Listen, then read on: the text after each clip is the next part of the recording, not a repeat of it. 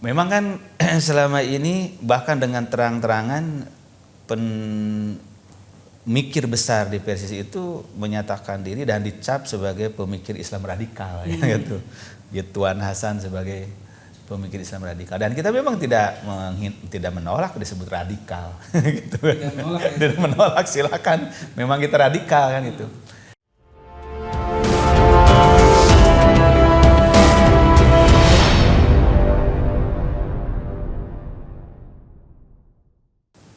Bismillahirrahmanirrahim. Ya, alhamdulillah wa syukrullah la haula wala quwata illa billah wassalatu wassalamu ala rasulillah amma ba'du.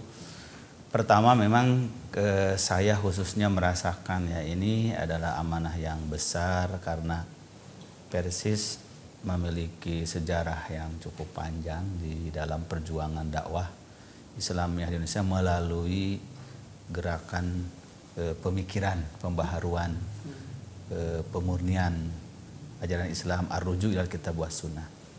Sebagai kelanjutan daripada gerakan yang berkesinambungan yaitu harokah tajdid fi ruju'il ummah ilal kitab was sunnah, yang berkesinambungan dari generasi abad kedua, ketiga, keempat terus. Nah, di Indonesia diimplementasikan dengan gerakan tajdid kembali pada Al-Quran dan As-Sunnah di awal abad ke-20. Nah, tentu saja sekarang dengan usianya yang sudah 100 tahun lebih ya kalau kalender Hijriah ini, Sopar 1342. Sekarang sudah Robiul Awal 1444. Jadi sudah 100 lewat 2 tahun. 100 tahun. Terus 2 tahun di sini. Nah, mengemban amanah. Jadi ada harapan yang semula gerakan dakwah Jamiah Persatuan Islam ini lebih menitik beratkan kepada gerakan pemikiran saja, gerakan islahul aqidah, islahul ubudiyah, islahul akhlak. Nah, sekarang ingin kepada gerakan ijtimaiyah, gerakan sosial, yang dengan gerakan sosial ini nilai-nilai islahul akidah, islahul ibadah, islahul akhlak itu tercermin dalam kehidupan nyata dalam bermasyarakat, dari mulai keluarga, lingkungan, syukur-syukur berbangsa bernegara. Nah, maka program besar kita ini bagaimana ini kita mengimplementasikan, mewujudkan nilai-nilai agung yang terkandung dalam rujukan kita beragama, Kitabullah dan Sunnah Rasul ini menjadi nyata di dalam kehidupan kita, dalam pendidikan, di dalam dakwah, dalam sosial ekonomi, bahkan dalam wilayah siasah, bersiasah. Sehingga cita-cita dan harapan kita sebagai Muslim ini mewujudkan sebaik-baik keislaman kita ya, menjadi Muslim yang kafah gitu. Dalam konteks kita hidup di Indonesia ini bisa terlaksana. Itu gagasan besarnya. Makanya kenapa digunakan nomenklatur transformasi gitu kan, transformasi. Jadi dari gagasan ke implementasi itu butuh transformasi, perwujudan nyata yang bisa dirasakan. Karena Islam tidak akan menjadi rahmatan lil alamin, menjadi nikmat kalau masih berupa gagasan saja. Nah, itu ide besarnya. Maka konsekuensinya dari ide besar ini berarti merancang seperti apa kurikulum pendidikan kita. Itu kan turunannya. Seperti apa kurikulum ekonomi kita. Seperti apa kurikulum dakwah kita. Seperti apa kurikulum dan strategi sosial budaya kita. Itu tahapan-tahapan perencanaan gagasan kita. Nah, sehingga pada akhirnya akan bertemu muara cita-cita kita beragama dengan muara cita-cita kita berbangsa bernegara. Nah, disitulah saya kira semua ormas sepakat memang kita wajib mengawal keserasian mengawal keharmonisan antara cita-cita keagamaan kita meraih hasanah fi dunya wal akhirah dengan cita-cita berbangsa bernegara kita terwujudnya adil dan makmur. Karena ini titik krusial yang terus dipertentangkan kan.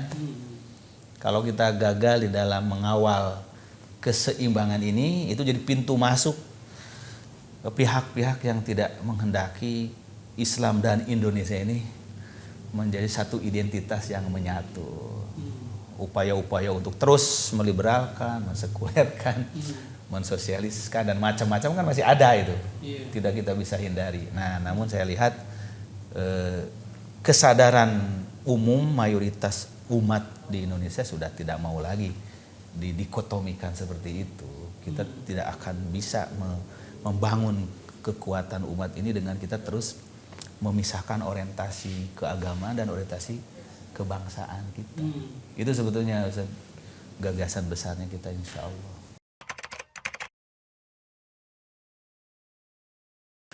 Memang kan selama ini bahkan dengan terang-terangan pemikir besar di Persis itu menyatakan diri dan dicap sebagai pemikir Islam radikal gitu. Tuan Hasan sebagai pemikir Islam radikal, dan kita memang tidak menolak disebut radikal gitu. Tidak menolak, silakan, memang kita radikal kan itu.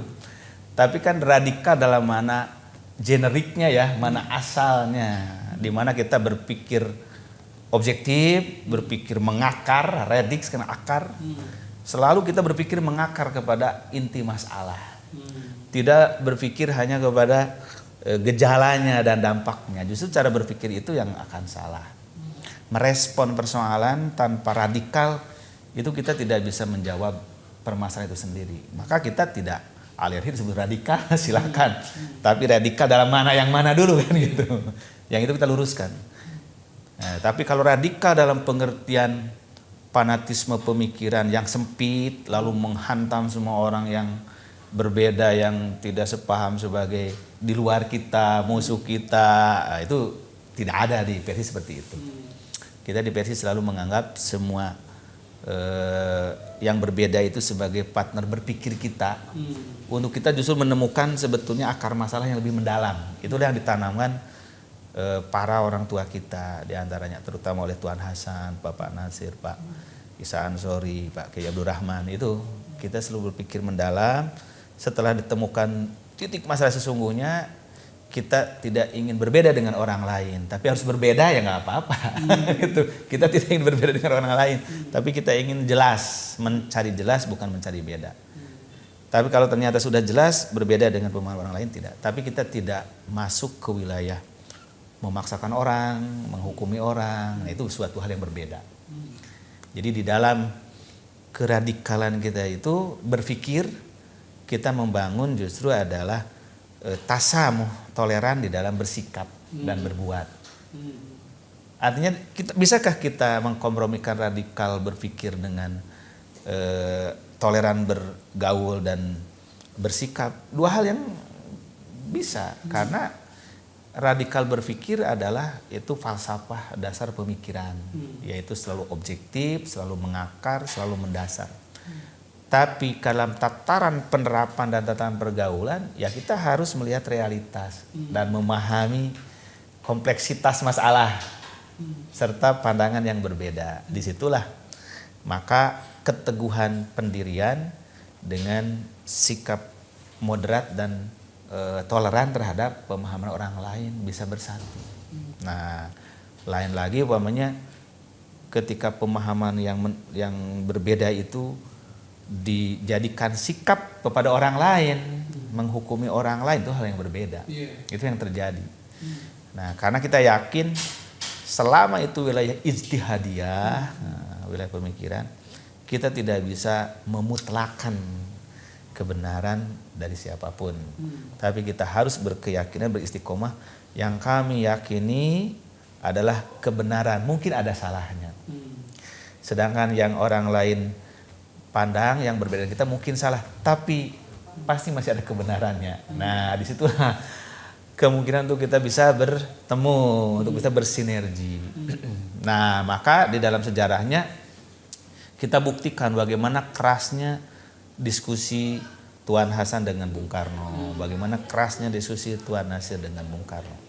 Dalam hal masalah radikalnya, masalah esensi ideologi, tapi di dalam membangun umat, membangun bangsa kita bersama. Nah, dan tidak ada upaya-upaya untuk menjatuhkan orang, menafikan orang, menghancurkan orang, tidak. Justru kita bekerja sama dalam hal yang disepakati gitu. Nah, dan terus berdiskusi, berdialog dalam hal yang berbeda. Nah, maka saya yakin dengan berpikir tetap kepada prinsip pemurnian, kepada purifikasi dan arruju ilal asolah, ya, kembali kepada prinsip-prinsip keaslian itu, tidak akan menafikan perbedaan, tidak akan bertentangan dengan kemoderatan dan toleransi atau tasamuh. Justru di situ akan menemukan titik-titik dasar dan betul, karena tasamuh yang sebenarnya itu adalah orang saling memahami prinsip dasar pemikirannya, gitu. Itu sebetulnya tanpa memahami prinsip dasar pemikirannya, itu tasamuhnya itu jadi bukan mentolerir sikap dan pemahaman orang. Mungkin masing-masing meragukan pahamnya sendiri, gitu kan. Ketidakjelasan jadi bercampur. Nah, itu prinsip kita. Jadi pertama ya kita lihat, jadi kita ini memproduksi kader melalui pesantren formal atau melalui diklat-diklat, melalui kajian-kajian di mana-mana gitu ya. Tetapi kita tidak mentakwin, membentuk kader itu. Mau diapakan kan itu? Mau disalurkan kemana? Nah, mau diperangkan apa? Nah, ini di antara yang kita sadari. Sehingga kader-kader kita ini bukan tidak berguna, tidak bermanfaat. Tapi mereka akhirnya berdiaspora kemana saja. Dan itu sebetulnya suatu kontribusi kita yang positif. Teman-teman ada di mana saja, ya, baik di ormas atau di lembaga. Nah, di kampus di mana. Nah, tetapi di satu sisi mereka juga ingin sebuah gerakan yang terorganisir secara tandim, terarahkan oleh induk ke tempat mereka di kader. Nah, maka langkah kita adalah bagaimana membenahi wadah kader ini, sehingga dibentuklah lebih jelas lagi tata kelola pertama di Dewan Tafkir. Nah, untuk terus merawat spirit pemikiran, pembaharuan dan pencerdasan umat itu. Kedua adalah di Badan Diklat, Badan Bimbingan Latihan Kader. Nah, untuk bisa mengakselerasi potensi kader dan bisa mendistribusi. Jadi bukan diakselerasi tapi didistribusi. Supaya mereka apa? Nah, tujuannya tadi merealisasikan gagasan besar tadi, mereka bisa bertransformasi dengan kapasitas kader masing-masing itu. Nah, ini yang pertama. Kemudian yang kedua, secara kelembagaan, keorganisasian, ya. Selama ini memang Jamiah Persatuan Islam lebih fokus kepada nasrul fikroh saja, penyebaran fikroh. Jadi artinya alumni kita, kader-kader kita setelah memiliki fikroh dasar, ya silakan berdiaspora. Sehingga dalam perjalanannya juga mereka mengalami dinamika pemikiran. Tidak jarang juga ada dinamika pemikirannya kebablasan, gitu kan, karena tidak terikat. Akhirnya ya bisa mau tidak mau kita akui ada yang kebablasan sampai jadi keluar dari manhaj Quran Sunnah, manhaj Ahlussunnah wal Jamaah ke Syiah, umpamanya kan, ke ini. Ada tuh satu dua kan yang moncor begitu. Nah, ini kan jadi evaluasi loh. Kenapa gitu. Ada juga mungkin yang sebaliknya kan. Dia lari ke komunitas-komunitas yang dia ekstrim dalam pengertian sebenarnya yang negatif gitu. Ekstrim gitu. Sehingga merugikan kepada dakwah Islam itu sendiri. Nah, maka kita jadi menyadari perlunya bukan hanya nasrul fikroh tapi juga adalah penguatan institusi Jamiah. Nah, jadi secara struktural kita akan benahi lagi wilayah-wilayah yang pakung, daerah-daerah, cabang-cabang supaya mereka terbina secara tandim organisasi yang teratur gitu, sehingga kita bisa ngontrol. Kita juga kan khawatir kalau ada kader-kader yang kemudian tidak terbina lalu malah direkrut oleh kelompok-kelompok yang justru bisa menyalahi misi kita sendiri. Akhirnya yang tidak baik juga kan nama jamiah juga, nama organisasi. Nah, seperti pernah umpamanya kejadian di awal-awal reformasi ya, tahun 2000-an sampai ini, tiba-tiba ada kader yang direkrut umpamanya oleh kelompok bom bunuh diri umpamanya kan. Nah, umpamanya kan itu kan bahaya kalau tidak. Nah, itu pengalaman yang harus jadikan dasar. Setelah ditelusuri, dikaji, oh iya, mereka hanya mengalami kaderisasi awal di kita, setelah itu tidak terbentuk di kita, akhirnya direkrut orang lain. Itu masalah. Nah, mudah-mudahan dengan infrastruktur keorganisasian semakin diperketat ke bawah, tidak ada lagi kader-kader yang keluar dari manhaj dakwah jamiah kita gitu, insya Allah. Itu seperti itu satu. Dua hal itu ya Ustaz ya? Iya, betul, dua hal itu. Soal kader dan soal sistem Institusionalisasi jamiah kita, insya Allah.